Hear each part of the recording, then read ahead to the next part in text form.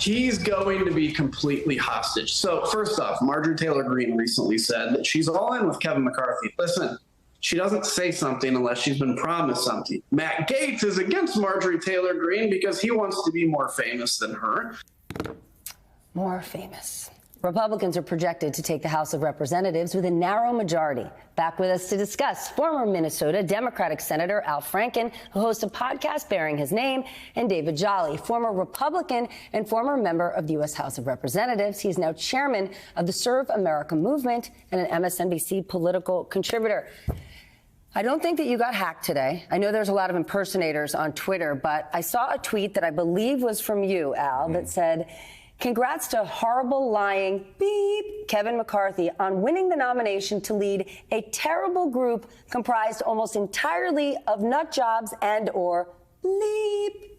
I'm guessing you think this isn't going to work out for Kevin McCarthy? It's going to be a circus. Why? Well, he's Kevin McCarthy. He's not Nancy Pelosi, and he just wants to be speaker, and he's got these nutcases and chickens. Is that what I call them? Chickens. No, it's going to be a zoo. It's going to be a zoo, and it's I mean, David knows the House better than I do, but I don't. They'll have these hearings about Hunter Biden. I hope we don't get to the debt ceiling with them. I hope we get to that before. In the lame duck, but no, this is going to, and I don't know how long he's going to last. I don't give him long. Okay, David, if they go with a Hunter Biden bonanza, where's the Republican Party's strategery? That is going to be the greatest gift to Democrats going into 2024. It is. First of all, put me in the camp that I don't think Kevin McCarthy can get the votes to be speaker. I would say he's the front runner, right? Nobody's ahead of him, but I'm not sure he can get to 218. And if he does, which leads to the premise of your question, Stephanie, the question will be, what has he given away, right? He might have to promise to burn the whole House down for the opportunity to lead it. He'll be an incredibly weak speaker. If John Boehner was your father, Paul Ryan was your best friend, this is a guy who will very publicly get rolled by all 218 members just to get their vote. And some of those members will want the high-profile investigations and ultimately demand impeachment. Jim Jordan has already said that the point of the investigations is to contextualize the 24 race and frame the race against Joe Biden.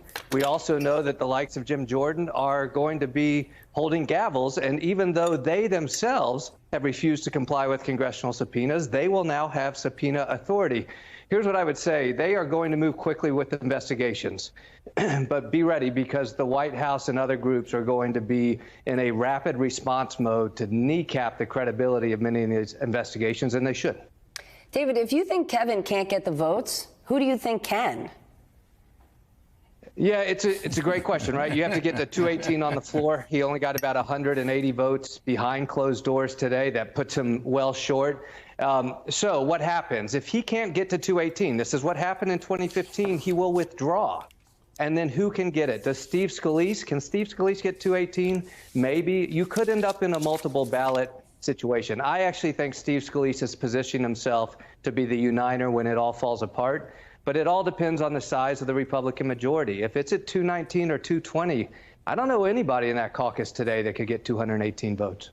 Let's talk about Donald Trump for a minute. Because in the last few days, what are we seeing? Ken Griffin, huge Republican mega donor, saying Trump's a three-time loser. Ron Lauder turning his back on him. Steve Schwarzman, the founder of Blackstone, the guy who accompanied Trump hand in hand to that first big Saudi Arabia trip. Steve Schwarzman came home with a huge infrastructure fund, courtesy of MBS. He's now turning his back on Trump. What do you think of that?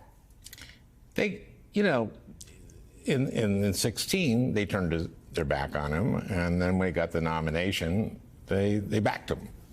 And Murdoch did the exact same thing. Can I say something about the House?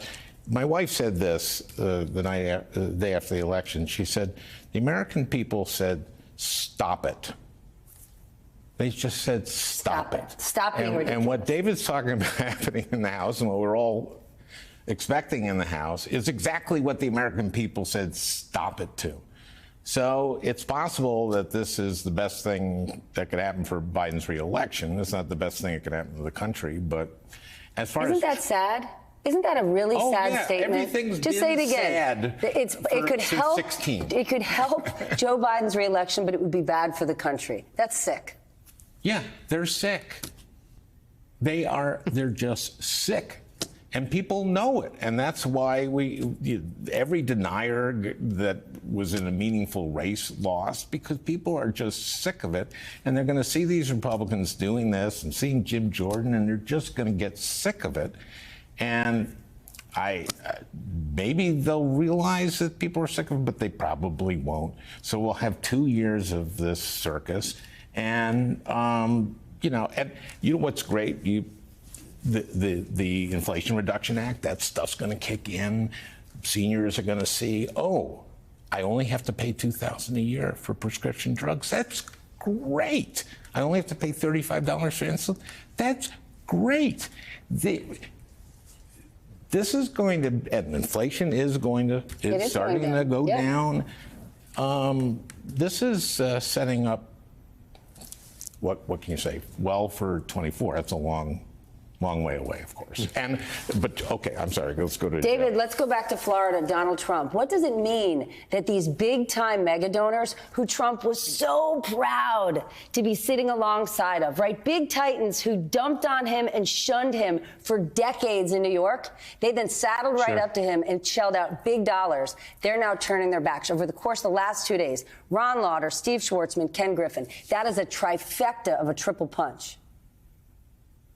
It means a lot because that also means they're going somewhere else, right? And is that to Ron DeSantis or another leading contender that increases their viability? It is clear that all of the energy in the party right now is moving away from Donald Trump. But the paradox Republicans find themselves in, Stephanie, is Donald Trump himself cannot win a national election, but Republicans cannot win one without Donald Trump's voters.